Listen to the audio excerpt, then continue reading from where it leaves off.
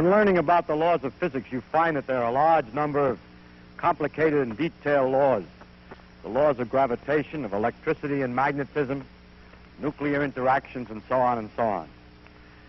But across the variety of these detailed laws, there sweep great general principles, which all the laws seem to follow. Now, these principles are, for instance, the principles of conservation, certain qualities of symmetry, the general form of quantum mechanical principles, and unhappily or happily, as we spoke about last time, the fact that all the laws are mathematical. And tonight I want to talk about the conservation principle. Now, a principle of the physicist uses all ordinary words in a peculiar manner, which is unfortunate. For example, conservation law means this, the way he uses the word, is that there is a number which you can calculate at one moment, and as nature undergoes its multitude of changes, this number doesn't change. That is, if you calculate again this quantity, it'll be the same as it was before. An example is the conservation of energy. There's a quantity that you can calculate according to a certain rule, and it comes out the same answer after no matter what happened. Now, you can see that such a thing is possibly useful. It's analogous to this. Suppose that the physics or the nature is made analogous to a great chess game that we're watching with millions of pieces on it, and we're trying to discover the laws or the rules by which the pieces move. And the great gods who play these chess play it very rapidly. It's hard to watch, and it's difficult to see, and we're catching on to some of the rules. But there are some rules which we could work out which do not require that we watch every move. For instance, if there's one bishop only on the board, since the bishop moves diagonally, it never changes its color. So if there's a red bishop on the board and we look away for a moment while the gods play for a few minutes, look again, we can expect that there's a red bishop on the board. Maybe in a different place, but the same the same color, square. And this is in the nature of a conservation law. We don't need to watch the insides, but we at least know something about the game anyway. It's true that in chess, this particular law is not necessarily perfectly valid. If we watch long enough, it could happen that the bishop is captured while we weren't looking, a pawn went down to queen, and the god decided that it was better to put a bishop instead of a queen in the place of that pawn, and it was on a black square. And so, unfortunately, it may well turn out that some of the laws which we see today may not be exactly perfect, but I'll tell you how it looks now.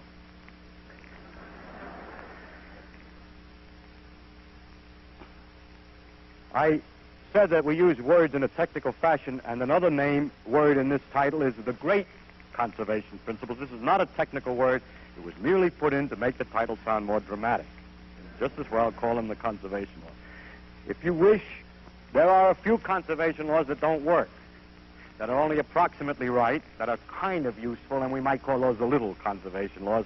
I'll mention one or two of those. But the other ones that I'm going to mention are, as far as we can tell today, absolutely accurate.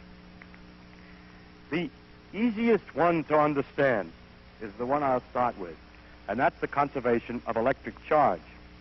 There's a number, the total electric charge on a thing, which, no matter what happens, doesn't change. Of course, the total electric charge in the world, rather, is what doesn't change. The charge may go from one place to another, but if you lose it here, you'll find it over there.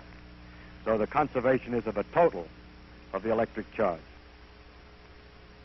This was discovered experimentally, or demonstrated experimentally, by, I am embarrassed to say, I don't remember whether it was, I think it's Faraday, but it might have been Franklin. Anyway, it's somebody whose name begins with F. And I know at least this much, that it isn't Feynman anyway, but it's... At any rate, the experiment consisted of getting inside of a great globe of metal, on the outside of which was a very delicate galvanometers to look for charge on the globe, because small amounts of charge would make a big effect. And then inside the globe, this experimenter, whose name began with F, built all kinds of weird electrical equipment of every kind. He made charges by rubbing glass rods with cat's fur, and he made big electrostatic machines run inside and so on, so that the inside of this thing looked like those horror movies laboratories. And during all these experiments, no charge developed on the surface. There was no net charge made. When a glass rod was charged up with the cat's fur, although the rod may have been, I forget, say, positive, then the cat's fur would be the same amount of charge negative. Because the total charge was never anything. If there were any charge developed on the inside, it would have appeared as an effect in the galvanometer on the outside. So the total charge is conserved. Now, this one is an easy one to understand because a very simple model that's not mathematical at all will explain it. Suppose that the world is only made of two kinds of particles, electrons and protons. There was a time when it looked like it was going to be as easy as that. And that the electrons carry a negative charge and the protons a positive charge, so we can separate them. We can take a piece of matter and put more electrons on or less electrons. But suppose that electrons are permanent. They do not disintegrate. They never disappear. That's all. Now, that's not even mathematical. That's a simple proposition. And now you see that the total number of electrons take away, or the protons rather, take away the number of electrons won't change. As a matter of fact, the total number of protons won't change, and the total number of electrons won't change in this particular model. But we're concentrating now on the charge.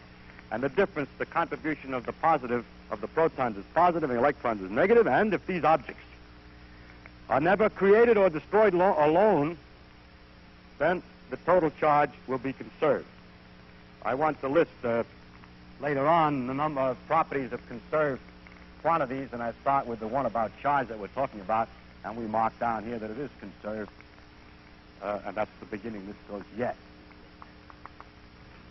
So that's the first. The chart will expand as we go along.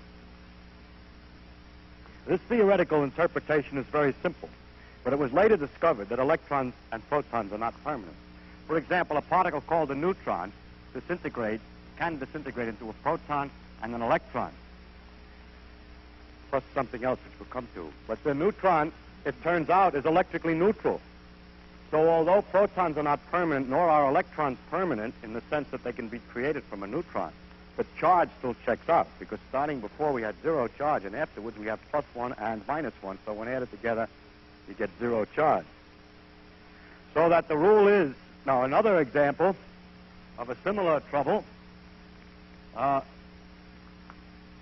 not trouble, but fact, is this, that there exists another particle which is positively charged besides a proton called a positron, which is a kind of an image of an electron. It's just like the electron in most respects, except it has the opposite sign of charge, and more important, it's called an antiparticle because when it meets with an electron, the two of them can disintegrate, can annihilate each other, and nothing but light come out. So electrons are not permanent, even by themselves. An electron plus a positron will just make light. Or actually, the light is invisible as gamma rays, but it's the same thing for a physicist. Just the wavelength is different. So a particle and the antiparticle can annihilate. The light has no electrical charge, but we remove one positive and one negative charge, so we haven't changed the total charge. Therefore, the theory of this conservation of charge is a little slightly more complicated, but still very unmathematical. It's simply this. How many positrons do you have? How many protons? Take away the number of electrons. And there are other particles, it turns out, in the world that you have to check. For instance, there are antiprotons. They contribute negatively. There are positive pi mesymes. They contribute positively. Each particle in nature has, fundamental particles have charges, and all we have to do is add the total number, and whatever happens in any reaction, the total amount of charges on one side has to balance on the other side.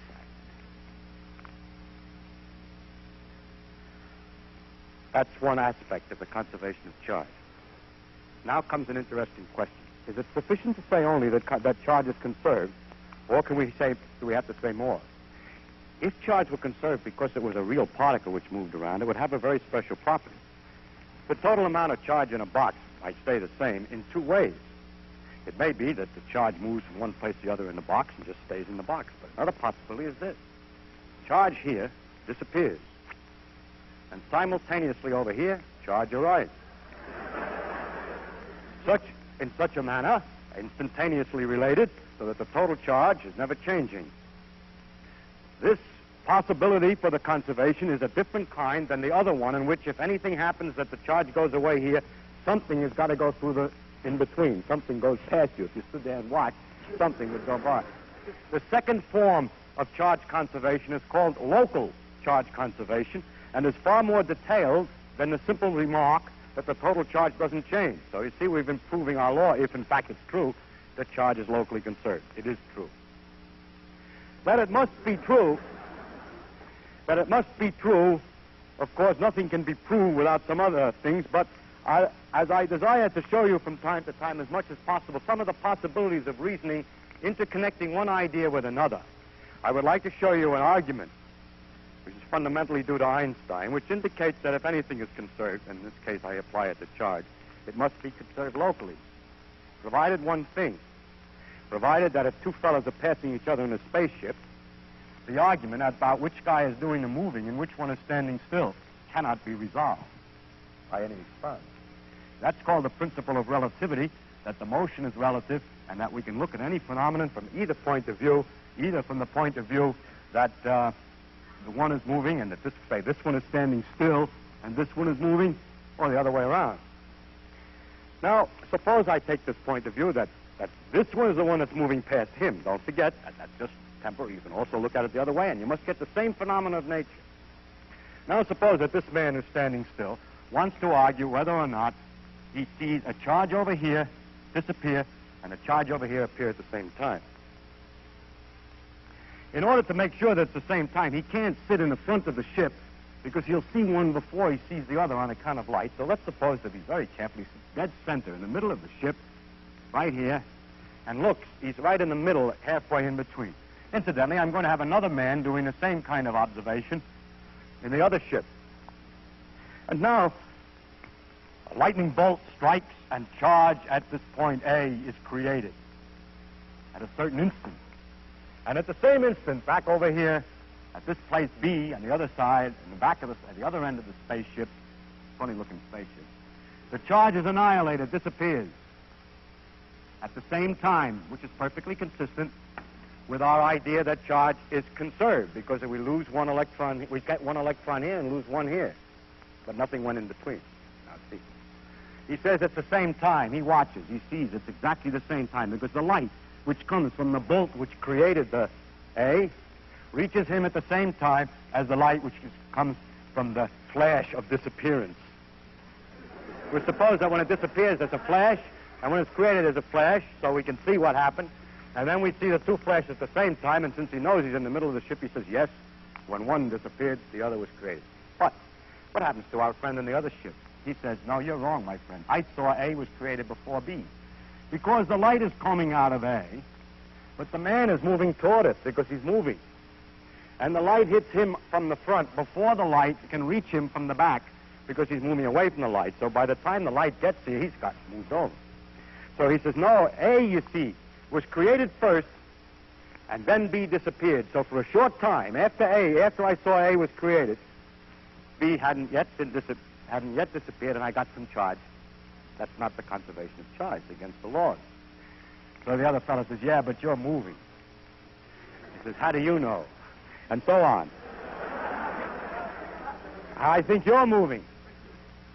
So if we are unable by any experiment to see a difference in the physical laws whether we're moving or not, if the conservation of charge were not local, we could tell when we were, you see, if it were not local, only a certain kind of man would see it work right, namely the guy who's standing still in an absolute sense. But such a thing shall be impossible according to Einstein, and therefore it's impossible, according to the relativity principle, to have non-local conservation of charge. This conservation, the locality of the conservation of charge is consonant with the theory of relativity, and it turns out that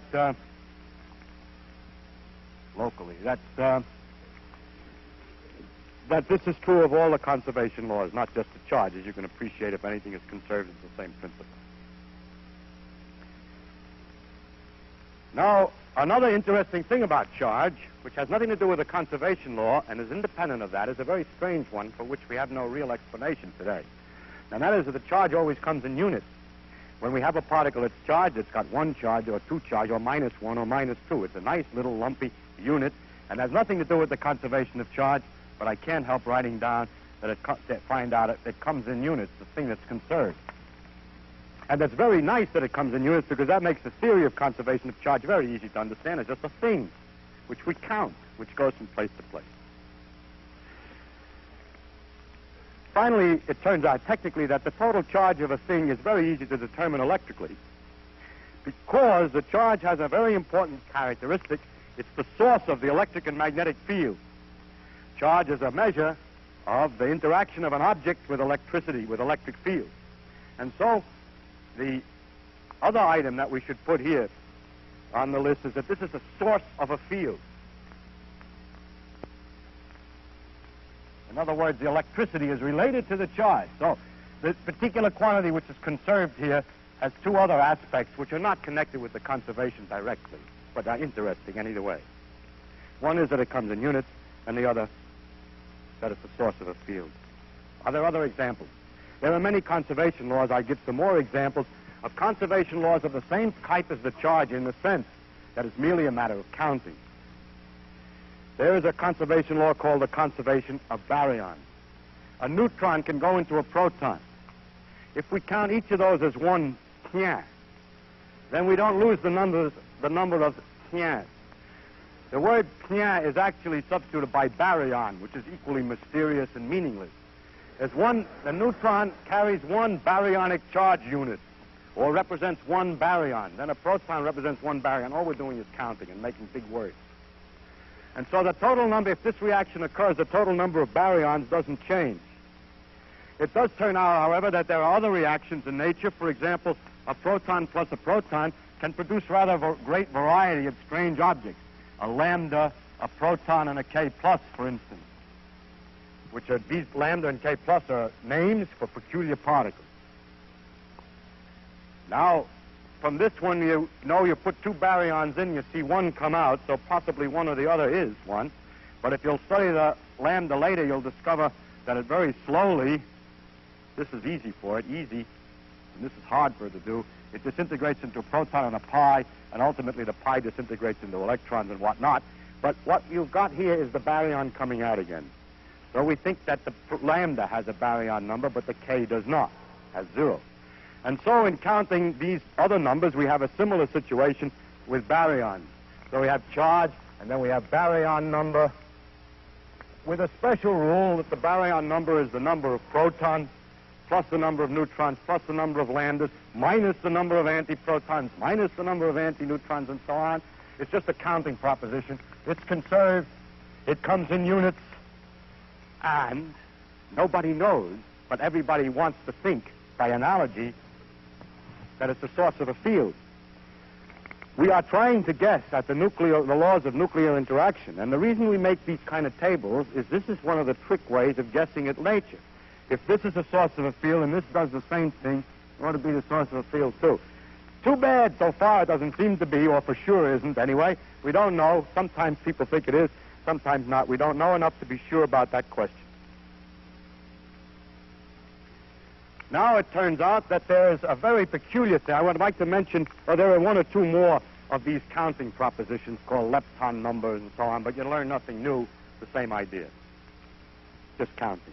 There is one, however, which is slightly different, is that there are, in nature, characteristic rates, apparently, with these strange particles. There are rates of reactions which are very fast and very easy reactions to do, and others that are very slow. I don't mean easy and hard in a technical sense. It's a little, actually doing the experiment. It's got to do with the rates at which these reactions occur when the particles are present.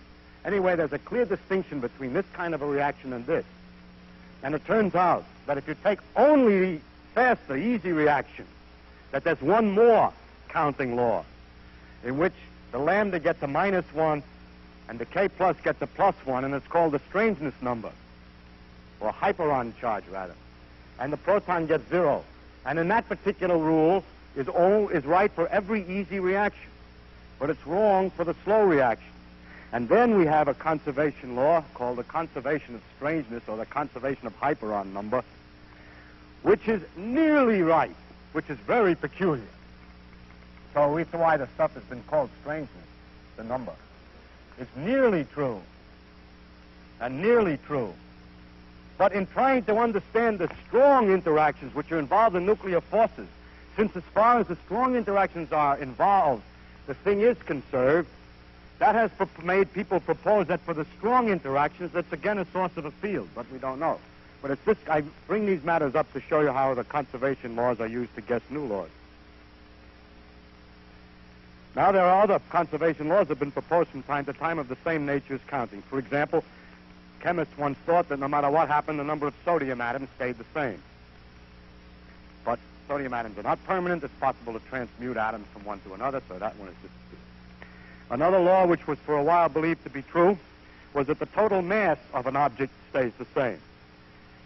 It depends on how you define mass and whether you get mixed up with the energy nowadays, and I will disregard this mass law until we come to the conservation of energy. But the mass conservation law has been contained in the next one, which I'm going to discuss now, which is the law of conservation of energy.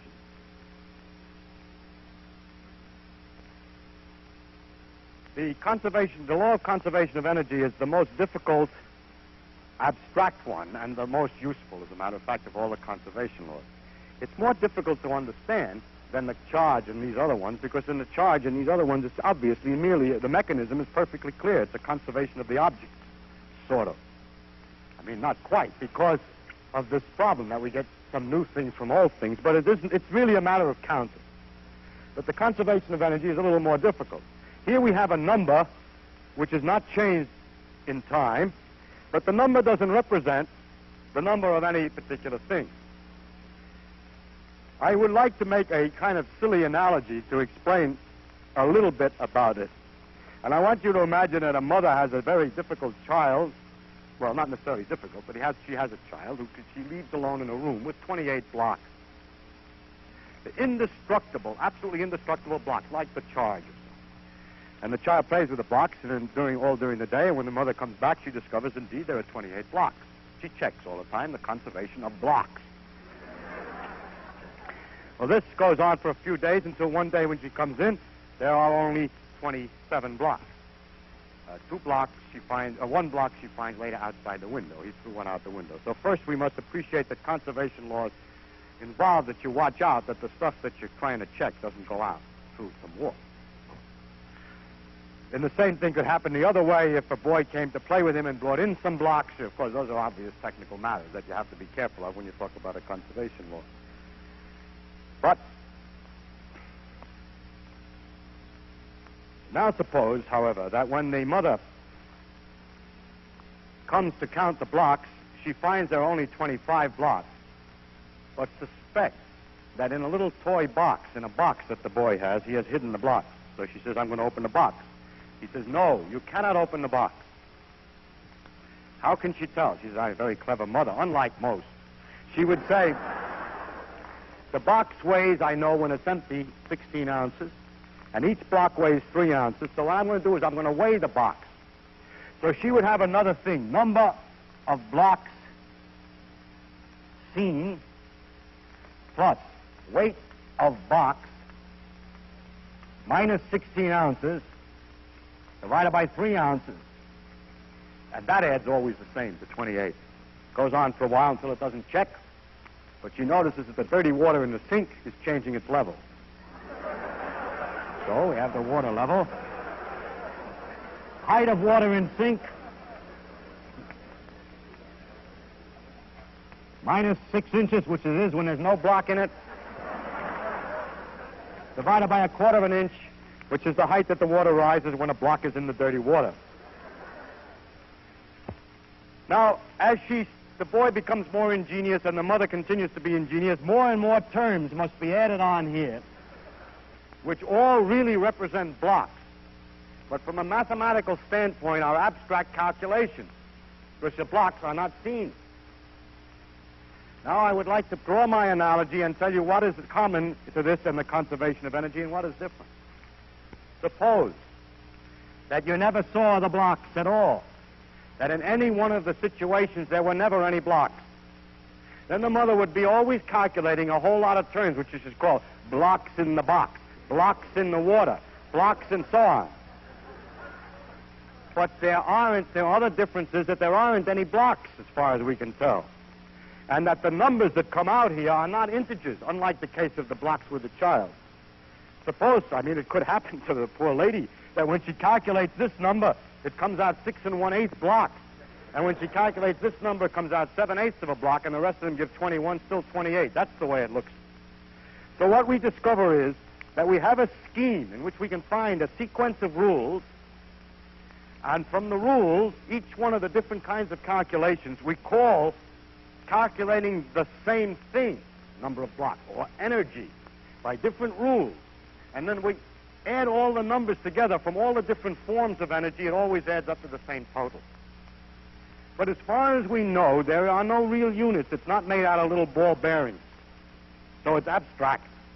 It's purely mathematical. There exists a number such that you can calculate and it doesn't change. I cannot interpret any better than that. And this energy has all kinds of forms, analogous to the blocks in the box and blocks in the sink water and so on. There's energy due to motion. It's called kinetic energy. There's energy due to gravitational interaction, the gravitational potential energy it's called. There's a thing called thermal energy, electrical energy, light energy, elastic energy, and springs and so on, chemical energy, nuclear energy, and there is also an energy that a particle has from its mere existence, an energy that depends on its mass directly. That's a contribution of Einstein, as you undoubtedly know. E equals mc squared is what I was talking about, which is a famous equation, this mystic law. Now, actually, although I mentioned a large number of energies, I would like to explain that we're not completely ignorant about the thing and that we understand the relationship of some of them. For example, what we call thermal energy is to a large extent merely the energy, the kinetic energy of motion of the particles inside an object. What we call elastic energy and chemical energy both have about the same origin, namely the forces between the atoms. When the atoms rearrange in a new pattern, some energy is changed. That quantity changes. That means that some other quantity has to change. So, for instance, if the chemical energy changes, then heat energy is changed. So that in burning something, the chemical energy changes and you find heat where you didn't have the heat before, because it all has to add up to that. But elastic energy and chemical energy are both interactions of atoms, and we now understand the interactions of the energies of the atoms, or those chemical interactions, or those interactions of the atoms, to be a combination of two things. One is electrical energy, and the other is kinetic energy, again, only the formula for it is quantum mechanical instead of the usual, it's a little different one. Light energy is nothing but electrical energy because light has now been interpreted as an electric and magnetic wave. The nuclear energy has is not represented in the terms of the others, but as a result, well, what do we say? Due to nuclear forces. Well, we didn't say anything. But nuclear energy is not connected yet to the others. I'm not just talking about the energy released. In the uranium nucleus, there's a certain amount of energy, and then when the thing disintegrates, it changes the amount of energy in the nucleus, but the total amount of energy in the world doesn't change, so a lot of heat and stuff is generated in the process in order to balance that thing out. Now, this conservation law is very useful in many technical ways, and I wish I could give you a number of them. I'll give you some very simple ones to show you how, from the conservation of energy and knowing the formulas for the energy, which are not those, you can calculate, you can see what some certain things have to happen. In other words, many laws are not independent laws, but are just secret ways of talking about the conservation of energy, or better. Knowing the conservation of energy, you can understand a lot of laws. The simplest one is a lever. If this is a lever on a pivot, and let's say this distance is 1 and this distance is 4 times, 1 foot and 4 feet, then first I must give you the law for gravity energy. And the law for gravity energy is to take, if you have a lot of weight, you take the weight of each weight and multiply it by the height above the ground and add this together for all the weights, and that gives all the gravity energy. Now let's put the ground right here.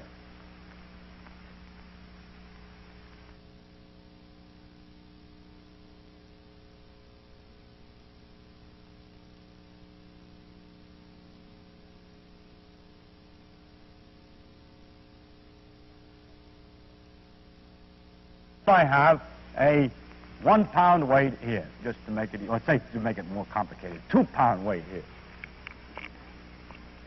and I have an unknown mystic weight on the other side. X is always the unknown. So let's call it W to make it look more. That we've advanced above the usual. Now, the question is, how much must W be so that it just bounds and it swings quietly back and forth without any trouble? That means that the energy, if it swings quietly back and forth without any trouble, when it's set this way, and when it's tilted up a little bit, say, for instance, that this has gone up 1 inch, the energy is the same. If it is the same, then it doesn't care much which way, and it doesn't fall over. So if this goes up 1 inch, how far down does this go? If you think about it quite a long time, this being 1 inch and that being 4 feet, you can figure out by proportion that this being 1 foot, this is 1/4 of an inch. So that the rule says this, that before anything happened, all the heights were 0, so the total energy is 0. After the thing has happened, we multiply the weights, unknown, by the height, minus 1/4 of an inch, add the other weight, 2, by the height, 1 inch, and this should add up to the same energy as before. So that 1/4 of W taken away from 2 is 0, and W must be 8. So that's how we find the laws. I mean, that's one way we can understand the easy law that you know, of course, the law of the lever. But it's interesting that not only this one, but hundreds of others of the physical laws can all be closely related to the various forms of energy. So I illustrate that only to illustrate how useful it is. The only trouble is, of course, it doesn't really work. I mean, if you did that, it wouldn't swing like this on account of friction in the fulcrum. If I had something moving, for instance, it has kinetic energy like a rolling ball, and it's on a constant height, and it rolls along and then it stops. That's on account of friction. But what happened to the energy of the ball? And the answer is that the energy of the ball has gone into the energy of the jiggling of the atoms in the fluorine in the ball. The world that we see on a large scale looks so nice when we polish a nice round ball and so on. It's really quite complicated when you look at it on a little scale. Little billions of tiny atoms with all kinds of irregular shapes and looked at in detail.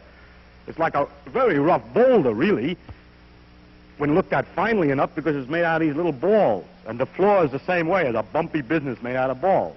And you roll this monster thing over the other. You can see that the little atoms are going to go snap, jiggle, and after the thing has rolled across, the ones that are left behind are still shaking a little bit from the pushing and snapping that they went through. So there is left in the floor a jiggling motion or thermal energy. And although at first it looks like the law of conservation is false, energy has a tendency to hide from us, and we need thermometers and other instruments to make sure that it's still there. The first demonstration of the conservation of energy, the energy is conserved no matter how complex the process, or no matter what, even when we don't know the detailed laws. The first demonstration of the law of conservation of energy, in fact, was not by a physicist, but by a doctor, a medical man.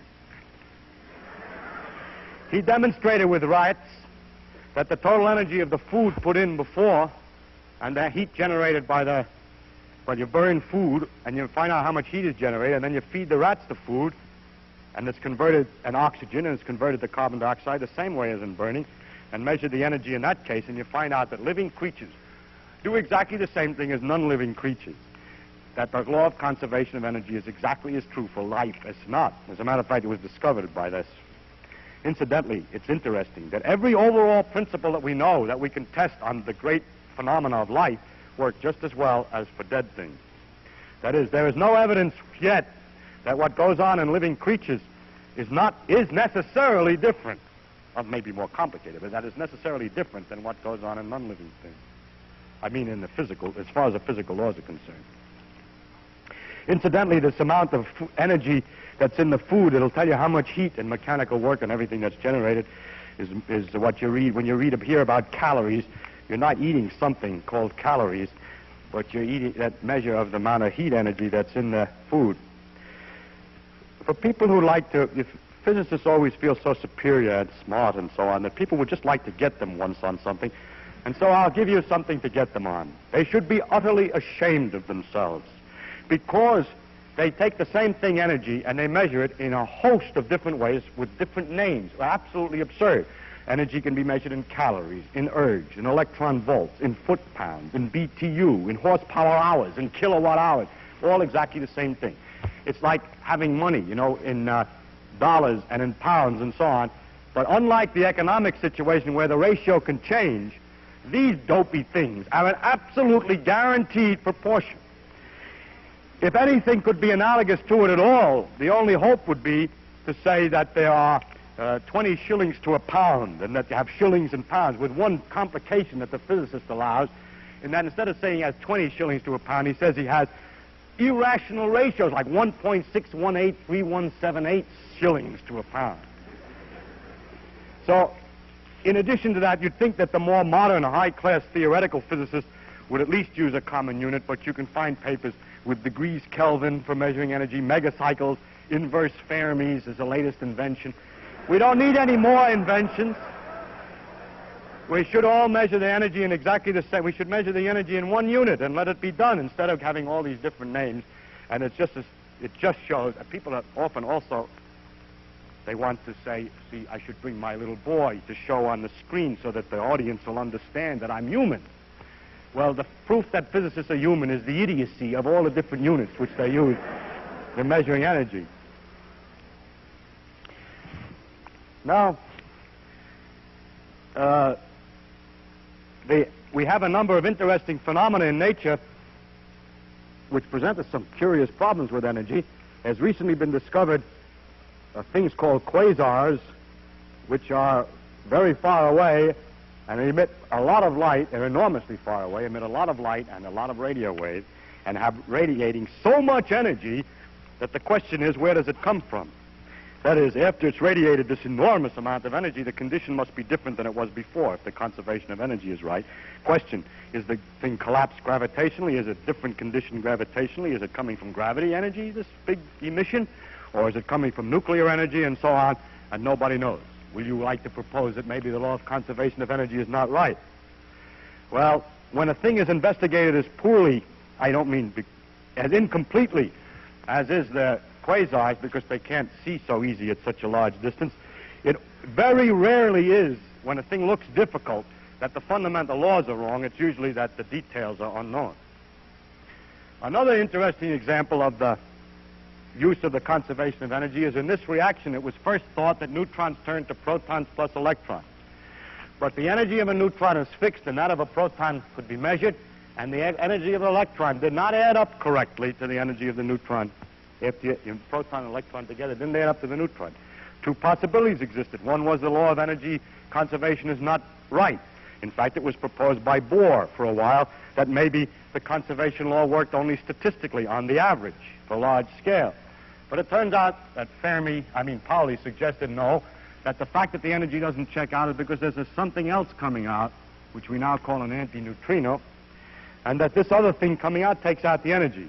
You say the only reason for the antineutrino is to make the conservation of energy right. Well, it takes a lot of other things right. Conservation of momentum and other conservation laws are fixed up because a piece came out that we weren't worrying about. And very recently it has been directly demonstrated that such neutrinos indeed exist. That illustrates a point. Why are we able to extend our laws to regions that we're not sure? How is it possible? Why are we so confident? Because we check the energy conservation here. Then when we get a new phenomenon, we say it's got to satisfy the conservation of energy. And every once in a while you read in the paper that the physicists have discovered one of their favorite laws is wrong. It's not a mistake to say that it's true in a region where you don't look yet, where you haven't looked yet. If you will not say that it's true in a region that you haven't looked yet, you don't know anything.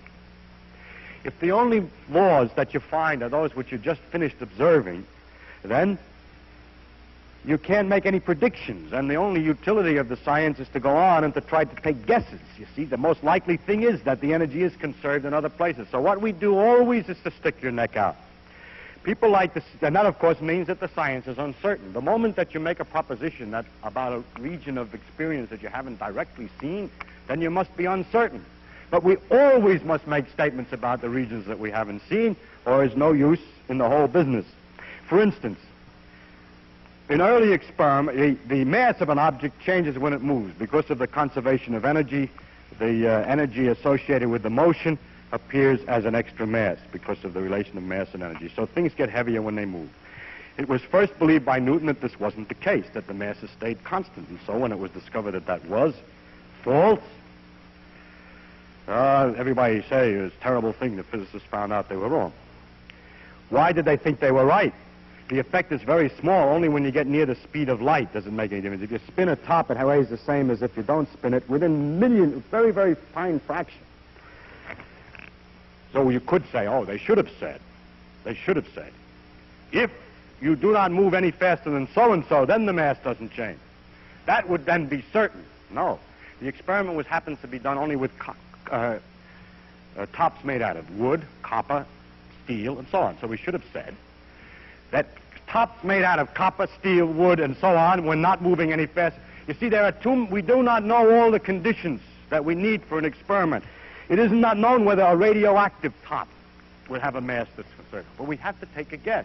So in order to have any utility at all to the science, in order not simply to describe an experiment that's just been done, we have to propose laws beyond their range, and there's nothing wrong with that. That's the success. That's the point. And that makes the science uncertain. If you thought before that science was certain, well, that's just an error on your part. Now there are other, so we have here the energy, which we could put in our list. And it's conserved perfectly as far as we know, but it does not come in units. And now the question is it the source of a field? And the answer is yes. Einstein understood gravitation as being generated by energy. Energy and mass are equivalent, and Newton's interpretation that the mass is what produced the gravity has been modified to being the energy that produces the gravity. There are other laws that are similar to the conservation of energy in the sense that they're numbers. I haven't very much time to describe them, but I'll mention what they are. One of them is the momentum.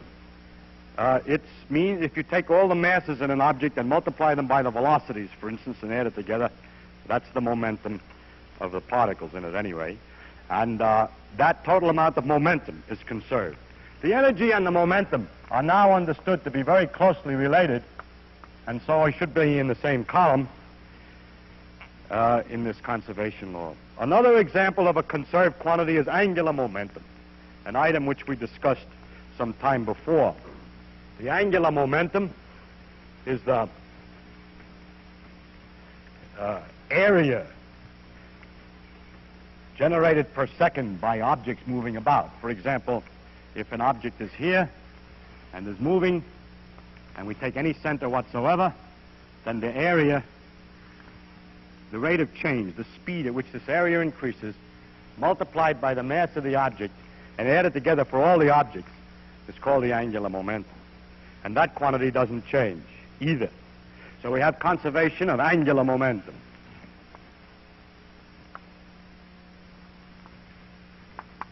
Incidentally, at first sight, if you know too much physics, you might think that the angular momentum is not conserved.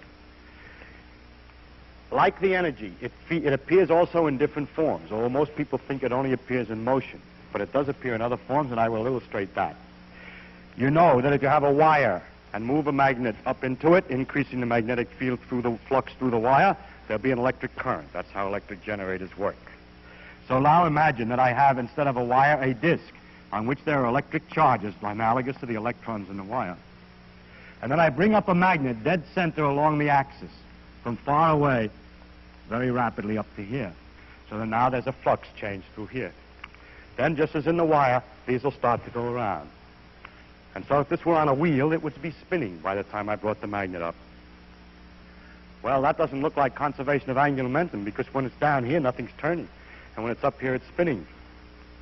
And so we got turning for nothing. And that's against the rules. Oh, yes, you say, I know, there must be another kind of interaction that makes the magnet spin the opposite way.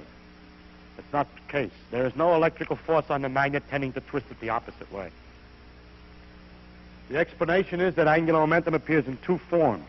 One of them is angular momentum of motion, and the other is angular momentum in electric and magnetic field. And there is angular momentum in the field here, although it doesn't appear as motion, and has the opposite sign to the spin. If we take the opposite case, it's even more clear. If we have just these particles and the magnet here, and everything standing still, I say there's angular momentum there. There's a rotational effect. There's an angular momentum in the field. There's a hidden form of angular momentum that doesn't appear as actual rotation. When you pull this magnet down and take the instrument apart and all the fields separate, then the angular momentum that's in the field has to appear now, and this thing will spin from the, and the law that makes it spin is the law of induction of electricity.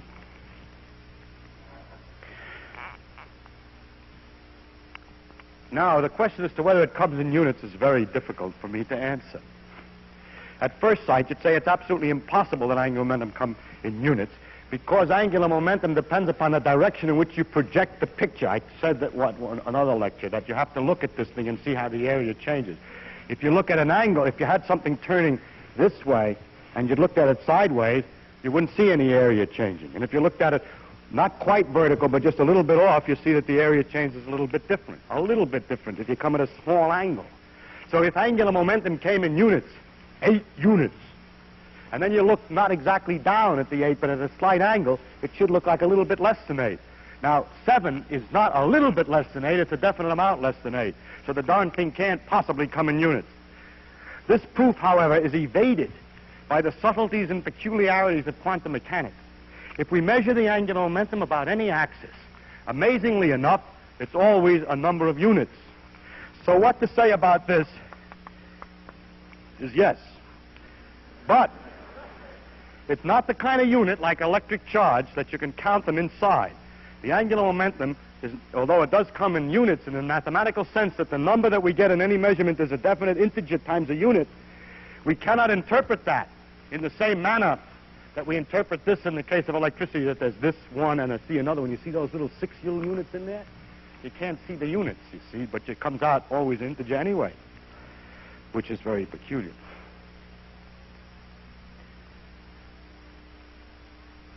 Now, there are a number of other conservation laws which are more, that I should include in the list, and I'll just illustrate the type. They're not as interesting as these. They're not numbers exactly. If the laws of physics are nice, and if we were to start some kind of a device off with particles moving which had a certain definite symmetry, suppose that we had some objects that were like this, and that the exact way that they were moving was such that it was bilaterally symmetrical. Then as the laws of physics go on, and all the collisions and so on, you would probably expect, and rightly so, that if you look at this same picture later, it will be bilaterally symmetrical. So there is a kind of conservation, a conservation of the symmetry character, which should be in the list there. But it's not like a number that you measure, it's just a symmetry character. And below I will discuss it in much more detail in the next lecture. The reason it's not very interesting in classical physics, because the times in which you get such a nicely symmetrical initial conditions is very rare, and it's not a very important or practical conservation law. But in quantum mechanics, when we deal with very simple systems like atoms and so on, their internal constitution often has this kind of symmetry of some sort, like bilateral symmetry or other, and then the symmetry character is maintained, and it's an important law for understanding quantum phenomena. But I should include in the list of all the important conservation laws, but I will discuss it next time. An interesting question is as to whether there is a deeper basis for these conservation laws, or whether we have to take them as they are. And that, again, I will reserve for next time. Finally, I would like, however, to mention, to remind you, that in making a popular speech on these subjects, there seem to be a lot of independent things. But with a deeper understanding of the physics, of the various principles, there are deep interconnections between the things, so that one implies the other in some way. For example, the relation between relativity and the necessity for local conservation, which, if I said that without the demonstration, would appear to come kind of a miracle. That the statement that you can't tell how fast you're moving implies that if something is conserved, it must be done not by jumping from one place to another. And here I would like to show you that the conservation, or indicate how the conservation of angular momentum, the conservation of momentum, and a few other things are to some extent related. The conservation of angular momentum has to do with the area swept by particles moving. Now, if the radius, if you had a lot of little particles here, and you took the center very far away, then the distances are almost the same for every object. and it doesn't make much difference. So the only thing that counts in the area sweeping, or in the conservation of angular momentum, is the component of motion vertically, say, in this case. So what we would discover is that each mass multiplied by its velocity vertically, added together, must be a constant. Because the angular momentum is a constant about any point, and if that point is far enough away, then it must be only that the sum of the masses times velocities is constant. And therefore the angular momentum implies the conservation of momentum. The conservation of angular momentum implies the conservation of momentum. And that in turn implies another thing, which is the conservation of another item which is so closely connected that I don't put it in the list, which is a principle about the center of gravity. That a mass in a box cannot just move, disappear here and move over here by itself. That's nothing to do with conservation. If you think, well, you still got the mass and I moved it from here to here. Charge could do that, but not a mass. Let me explain why. Suppose, since the laws of physics are not affected by motions, that this box was drifting slowly upwards. And take a point not far away. Now, as it's drifting upwards, if the mass were here quiet in the box, in the beginning it has a mass here going up and producing an area at a certain rate. After the mass has moved over here, if it's going up at the same speed because the box is drifting, then the area would be increasing at a greater rate because there's a bigger length this way, although the altitudes are the same. But by the conservation of angular momentum, you can't change the rate at which the area is changing, and therefore you simply can't move one mass from one place to the other if you don't push on something else and get rid of the momentum or angular momentum. And that's the reason why the rockets in empty space can't go. But they do go.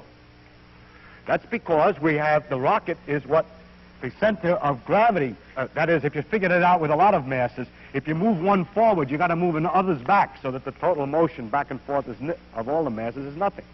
Now, the way a rocket works is that here's a rocket which shoots some gas out of the back, and here's a gas. You see, beforehand, the rocket's standing still, say, in empty space, and afterwards it shoots some stuff out the back, and then the rocket's going forward. And the point is that of all of the stuff in the world, the center of mass, the average of all the mass, is still right where it was before. But the interesting part has moved out here, and an uninteresting part that we don't care about has moved out here. It is no theorem that says that the interesting things in the world are conserved, only the total of everything. Discovering the laws of physics is like trying to put the pieces together of a jigsaw puzzle. And we have all these different pieces, and today they're proliferating rapidly. And they're lying about. Many of them can't be fitted with other ones. Now, how do we know that they belong together? How do we know that they really are parts of one picture, one at present incomplete picture? We're not sure, and it worries us to some extent, but we get encouragement from the common characteristics of several pieces. They all show blue sky, or they're all made out of the same kind of wood. Thank you very much.